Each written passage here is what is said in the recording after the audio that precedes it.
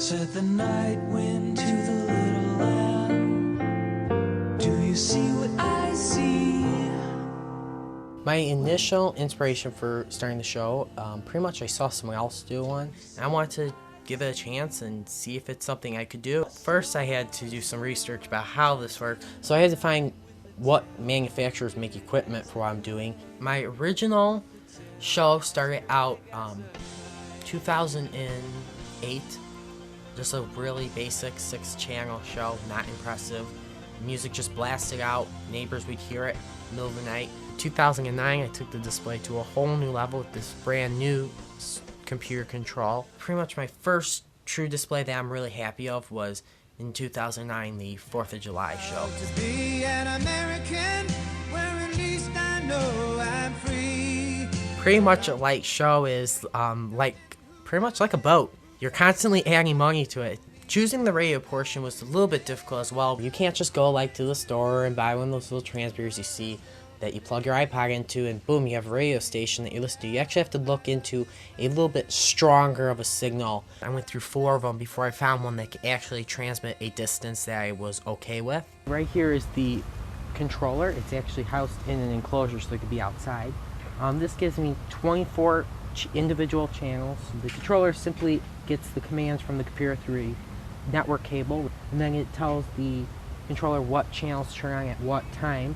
Every 100 milliseconds it gets a command. Doing the legal research was a little bit of a challenge. You kind of had to make sure that you're not going to be breaking FCC laws by broadcasting. And then you have to go through legal work, legalities as far as copyright, and then using music for something as a public event. I've gotten permission from several artists. Most of the music I'm using is created for the light shows like I'm using. So you have to make sure your sheriff's office knows that you're having something such as this. I actually have a traffic plan of my own enrolled. So you have to go through and tell your neighbors, this is what I'm doing. If there's a problem, call me at this number. After running the display and seeing how many people are interested, and I said, you have to have some type of a form for someone to go on and get information. Creating a web page was a challenge for me. Previous knowledge on making a website didn't really have until I start with the light show. Setting up for the display is fun for me. Not fun for the rest of the people in the household because they have to help me.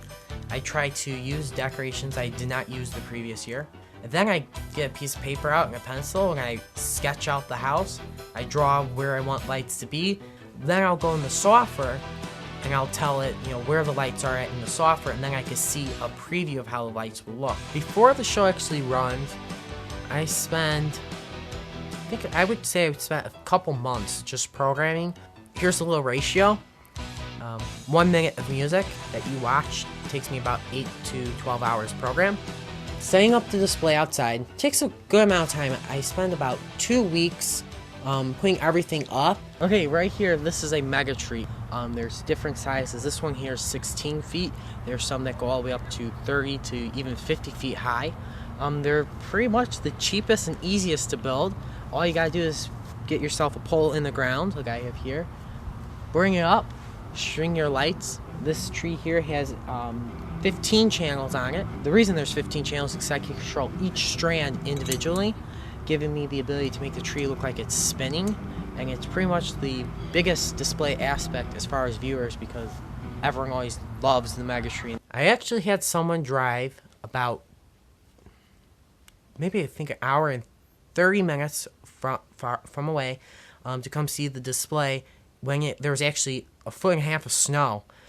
So people are traveling from distances. Looking at my site statistics, I have people from Michigan, Indiana, Kentucky, a lot of surrounding states looking at it. I run the show for sure on Christmas. That's the biggest show. I also run one for 4th of July. I run one for Halloween. So I normally tell people to check my site because one day I might not be playing a show and the next day, I'll run a show. Creating memories.